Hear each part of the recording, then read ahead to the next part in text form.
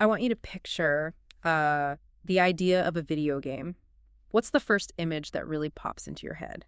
There's probably a teenager on a couch, right? Or maybe some big esports tournament. Exactly. Or just, killing time on your phone. We have this collective idea that video games are the opposite of being productive. They're a time sink. It's that classic divide. You have work, and then you have play, Yeah. and they're not supposed to meet. Right. But today we're gonna smash that idea completely. We're doing a deep dive into Chapter 3 of Introduction to Serious Games by Julian Alvarez and Damien Jowdy. And the argument they make is pretty radical, I think. It really is. They're saying the video game industry didn't actually start with entertainment. That's the core of it. We always trace the history through, Pong, Pac-Man, the arcades. But Alvarez and Jowdy are showing us this whole other lineage. The lineage that starts in research labs and on military bases. Which brings us to the term itself, serious game. It just sounds wrong, doesn't it? Serious game. It's like an oxymoron. Like jumbo shrimp or organized chaos, yeah. But the authors, they lean right into that contradiction. They point out that this tension has a much longer history than I ever realized. I was surprised they start with Sigmund Freud. It's a fantastic quote to set the stage. Freud wrote, "The opposite of play is not what is serious, but what is real." Which is such a profound way to look at it. Play can be incredibly serious. It has rules, it has stakes. It just isn't reality. Precisely. And the term itself has been around for a while. They mention a Swedish novel from 1912, Den allvarsamma leken. The serious game. Right, and it wasn't about video games, obviously. It was about an affair. The game was the play of emotions, but the stakes, the social fallout, were very serious. But for our purposes, the term really gets locked in around 1970 with Clark Abbott's book, Serious Games. And he's the one who defines it as a game where education or training is the goal, not just amusement. But, and this is where Chapter 3 really gets going, the authors say if we only start in 1970, we're missing the real origin story. They push it all the way back to the 1950s. The era they called the prehistory, which, when you think about it, makes perfect sense. In the 50s, a computer was the size of a room. And it cost a fortune. You weren't buying one to play games in your basement. No. So any game on these machines had to have a serious purpose. Take Nimrod from 1951. It looked like a math game, but what was it really for? It was basically an ad, a very, very expensive interactive ad for the Ferranti computer company. They just needed a way to show people what this giant digital brain could even do. And a game was the perfect way to do that. Same story with OXO in 1952. Tic-tac-toe on a computer. It wasn't because the creator loved tic-tac-toe. No, it was just a visual aid for his PhD thesis on human-computer interaction. So the key insight here is that in the beginning, the game was a Trojan horse.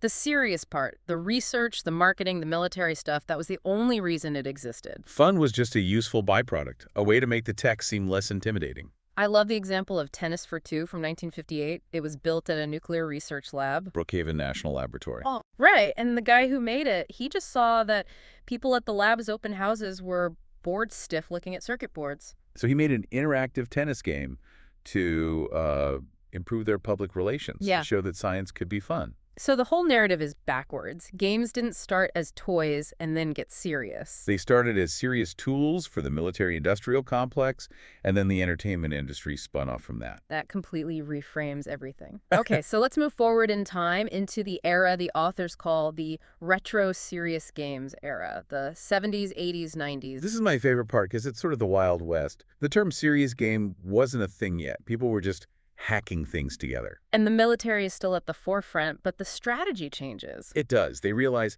hey, why are we building a tank simulator from scratch when Atari already made one? You're talking about Battlezone. The Bradley Trainer. Yeah. It's brilliant. They just hired Atari in 1980. And said, take your arcade game. And just tweak the controls to match the inside of our Bradley fighting vehicle. So you have soldiers training for war on an arcade cabinet. It's so pragmatic. But the peak of this, for me, has to be Marine Doom in 1996. Oh, yeah. This one is fascinating. They take Doom 2, a game about a lone space marine fighting demons from hell. It's fast. It's violent. Yeah. It's not exactly what you'd call tactical. Not at all. Doom encourages you to be a one-man army. That's the exact opposite of what the Marine Corps wants to teach. So how on earth do you turn that into a training tool? You invert the psychology of the game. They modified it to force teamwork. What do you mean? Well, you played in four-man fire teams, And if you tried to run off on your own, Rambo style, the way you normally play Doom, You just get destroyed. immediately. So it wasn't teaching you how to aim. It was teaching you communication, covering fire, squad tactics. It's a perfect example of repurposing a commercial product. And it wasn't just the military. The health sector gives us maybe the weirdest example in the entire book. We have to talk about Captain Novelin. Right. Laughing. Ah, yes, Captain Novelin, 1992, for the Super Nintendo. You play as a superhero who has diabetes. And the enemies are walking donuts and angry soda cans. It sounds absurd. It is, but the mechanics are actually really sophisticated. The authors call it a gameplay diversion. What does that mean? So think of a normal Mario game. The loop is run, jump, collect coins. In Captain Novelin, they hijack that loop. You still run and jump, but the thing you're managing is your glucose level. So you have to collect healthy food, but not too much. Right, because your blood sugar will spike. Yeah. And then between levels, you actually have to stop and administer insulin. You have to do math to figure out the right dose. Yes, based on what you ate. If you get it wrong, you faint. You lose a life. That's intense for a kid's game, but I see the point. It's using the language of games to teach survival skills. Exactly. Winning isn't saving a princess. Winning is managing your chronic illness. It really shows that serious game isn't a genre. It's an intention. Right. And you see it in education, too, with things like the Oregon Trail, or the French example they use, L'Ange le Démon. The one about Mont Saint-Michel. Yeah, from 1992. Mm. It was an investigation game, but really it was virtual tourism, a way to explore a cultural heritage site. So by the end of the 90s, this whole ecosystem is bubbling under the surface. But the authors make a big deal about the year 2002. They call it the official birth of the modern movement. Why? What changed? Two things, really. Scale and branding. Yeah. And they happened at the same time. Okay, so scale first. What happened? America's Army. I remember this. July 4th, 2002. It was a huge deal. This wasn't some clunky educational game. It looked and felt like a top-tier commercial shooter. That was the point. The U.S. Army spent millions making a game that could compete with Counter-Strike, and then they just gave it away for free. And it wasn't for training soldiers who were already enlisted? No, it was pure recruitment, marketing, propaganda, you could say. It was designed to let teenagers try on the role of a soldier, hoping they'd then go to a recruiting office. It proved a serious game could be a blockbuster hit. It did. But then there's the second part.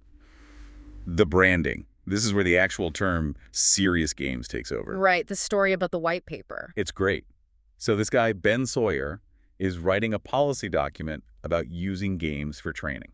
And his title is probably something incredibly boring. It was awful. Something like improving public policy through game-based learning puts you to sleep just hearing it. Okay. So he shows it to his colleague, David Rajewski, who looks at the title, hates it, and then he looks down at his desk. And what's on his desk? Let me guess. Clark Abbott's Serious Games book. That and another book called Serious Play. He sees the two words together, and it's a lightning bolt moment. He crosses out the boring title and just writes Serious Games. And that's it. That's how the name stuck. That's it. They launched the Serious Games Initiative, Yeah. and it gave this scattered field a name to rally behind. Which leads to the really interesting cultural analysis in the book. The authors argue that the U.S. needed that label in a way other countries didn't. This is the sociology of it all. You have to remember what the U.S. was like in the late 90s, early 2000s. Oh, yeah. It's the post-Columbine era. The Senate hearings on Mortal Kombat. Video games are being blamed for everything. Exactly. The public perception was that games were either toys for kids or, worse, murder simulators for psychopaths. The word game was toxic in a professional context. So if you're a developer and you go to a corporation and say, I want to sell you a video game to train your employees. You'd be laughed out of the building. Yeah. So serious game becomes this necessary piece of camouflage.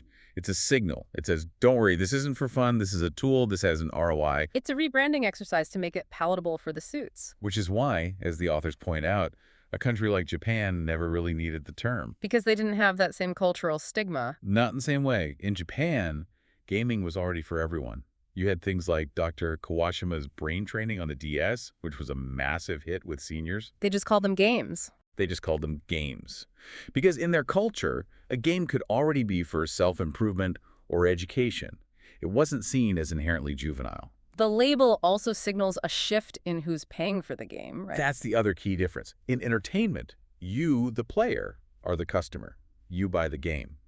In the serious game model, the player is rarely the customer, So who is? the sponsor. The Army pays for America's Army to recruit you. A pharmaceutical company pays for Captain Novelin to teach you health management. The sponsor is the customer, and the player is the person they want to influence. Which changes the whole design process. You're not just optimizing for fun anymore. You're optimizing for a behavioral outcome that the sponsor wants. So we've gone from the 1950s, where games were just tech demos, through this Wild West era of modding and hacking, to the 2000s, where the industry finally gets a name. It's a complete circle in a way. We think of gamification as some new buzzword, but computing basically started with using games for a serious purpose. We're just returning to the medium's roots. Which brings us to the final provocative thought the authors leave us with. A question for the future. As games become more and more accepted, as the people who grew up playing them are now running things, will we even need the term serious game anymore? I think they suggest it might just disappear. I mean, think about film. We don't say serious movies and fun movies. Right. We have documentaries and we have comedies, but they're all just films. We don't need to label a textbook as a serious book. Exactly. The label serious game is really a symptom of the medium's immaturity, of that cultural stigma we talked about. If that stigma finally fades away and we all just accept that a game is a medium that can hold any kind of content, Then the serious part just becomes redundant. it does. But that raises a fascinating, maybe slightly unnerving question. If the label goes away, how do we know when we're just playing and when we're being trained or marketed to or recruited? That's a million-dollar question, isn't it? When the camouflage is no longer needed, the serious part doesn't vanish. It just becomes invisible. And on that note, we'll wrap up this deep dive. It turns out the game was never just a game. Thanks for listening, and we'll see you on the next one.